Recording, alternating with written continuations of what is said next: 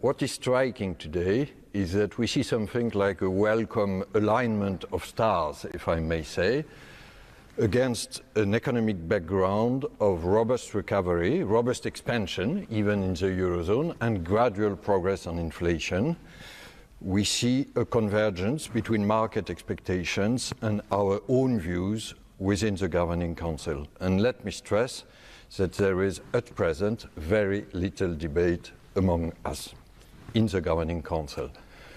So we will decide on the end of the APP. It will come, the net asset purchases will come to an end when progress on what we call the sustained adjustment in the path of inflation, SAPI, if I use the acronym, when this progress will be judged sufficient. Would you say that you're waiting for the next key data point, the next staff projections, which are coming in June? I will not give any precise timetable, but we obviously look at the economic situation. We have an economic forecast for this year for the Eurozone of 2.4%, so a robust expansion. And it's a bit difficult to measure precisely the output gap and where are we with the slack. But let me say that the global picture is that we are closing the gap in the Eurozone, which has two important consequences.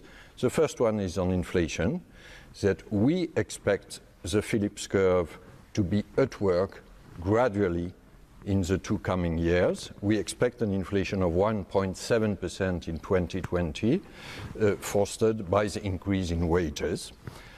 And the second consequence is that our economic challenge in the Eurozone clearly is no longer cyclical, it's structural, and this refers to a strong need of reforms, be it in each country, so national reforms, or be it at the European level. And this is also one of our key messages.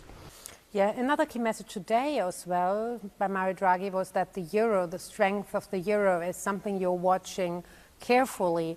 In your view, how much is it dampening the inflation outlook?